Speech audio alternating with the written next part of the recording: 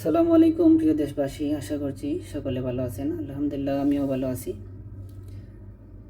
ভিডিওর ক্যাপশন দেখে বুঝতে পারতেছেন আজকে কি নিয়ে কথা বলবো। আজকে আপনাদের সাথে কথা বলতে চাই সাম্প্রতিক সময়ে যে ভারত এবং পাকিস্তানের মধ্যকার যে ইস্যু রয়েছে, চলমান রয়েছে, এটা আমাদের প্রবাসীদের উপর কেমন প্রভাব ফেলতে পারে এ বিষয়ে আজকে একটু কথা বলতে চাই।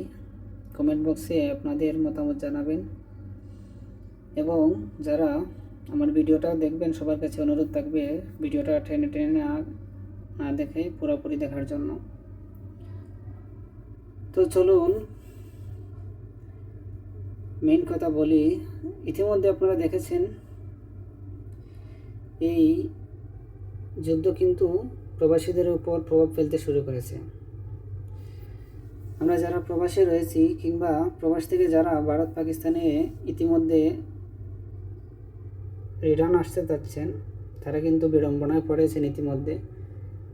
অনেকেই আমাদের সাথের এক সহযোদ্ধা এখানে দুবাইতে কাজ করে, তারও কিন্তু ফ্লাইট এক জায়গায় ছিল, ওইখান থেকে আরব এয়ারপোর্টে ট্রান্সফার করা হয়েছে। সেক্ষেত্রে এক্সট্রা খরচও করতে হচ্ছে। ইতিমধ্যে এই যুদ্ধের কারণেই পাকিস্তান সুপার লিগ পিএসএল বন্ধ হয়ে গেছে, ইন্ডিয়ান প্রিমিয়ার লিগ আইপিএল বন্ধ হয়ে গেছে।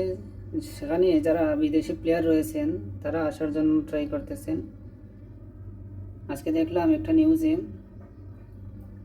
যে পাকিস্তানে খেলতে যাওয়া একজন ক্রিকেটার, ইংল্যান্ডের সম্ভবত সাম বেনকোরান, সেই এয়ারপোর্ট থেকে ফেরত যেতে হয়েছে। পাকিস্তানেই আপাতত থাকতে হচ্ছে তাকে, ফ্লাইট হয় নাই।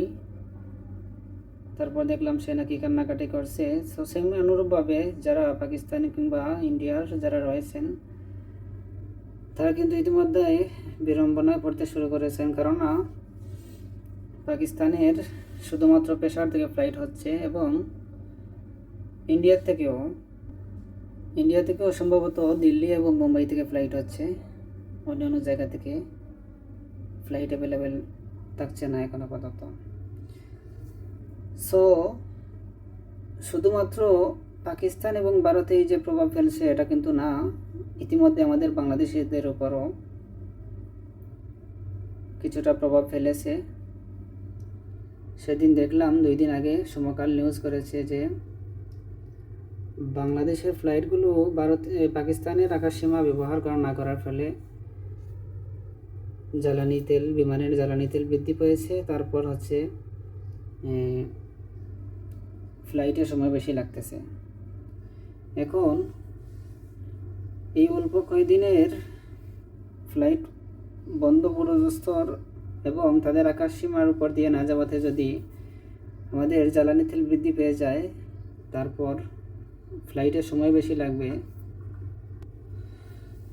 যদি ফ্লাইটের সময় বেশি লাগে এবং এই জ্বালানি তেল বৃদ্ধি পায়, সেক্ষেত্রে আমাদের প্রবাসীদের জন্য হয়রানি বেড়ে যাবে স্বাভাবিকভাবেই। বিমানের টিকিট বৃদ্ধি করা হবে, তারপর হচ্ছে যে ফ্লাইটের সময় বেশি লাগবে, এইসব সমস্যার মধ্যে আমরা পড়ে যাব। আর এইসব সমস্যায় যদি আমরা পড়ে যাই, তাহলে যারা প্রবাসী খেটে খাওয়া এই পরিশ্রম করা মানুষ রয়েছেন তাদের কিন্তু ভোগান্তির শুরু হয়ে যাবে। গত কয়েকদিন আগে আপনারা অবগত আছেন, কয়েকদিন আগে সৌদি বিদেশগামী কিছু ভাই দেখলাম আমাদের শাহজালাল বিমানবন্দরে চেয়ার টেবিল ভাঙাচুর করেছেন।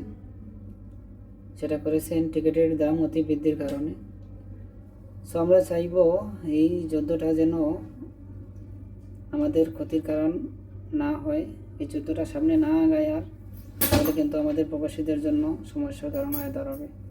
আমরা চাইব বিশ্বের অন্যান্য দেশ যেমন চাইতেছে তারা তাদের এই যুদ্ধ থেমে যাক, আমরাও চাইব। এই দু দেশ আমাদের পার্শ্ববর্তী দেশের সাথে আমাদের অর্থনৈতিক সম্পর্ক রয়েছে, আমদানি রপ্তানির বিভিন্ন সম্পর্ক রয়েছে। সো দেশবাসীর মতো আমরাও চাইব প্রবাসীরা বিশেষ করে এই যুদ্ধটা বন্ধ হয়ে যাক। সবাইকে ধন্যবাদ জানিয়ে শেষ করছি আজকের ভিডিও। ধন্যবাদ সবাইকে। আসসালামু আলাইকুম। পুরুষ পরিশ্রমে কখনো ক্লান্ত হয় না, ক্লান্ত হয় নারীর বিশ্বাসঘাতকতাতে।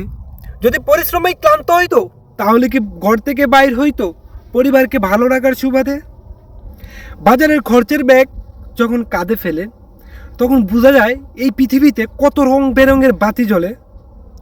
মাথার ঘাম পায়ে ফেলে সবার মুখে হাসি ফুটিয়ে তুলে পরিবারকে ভালো রাখার সুবাদে। এই কথাটা সবাই জানে, কিন্তু কয়জনেই বা মানে?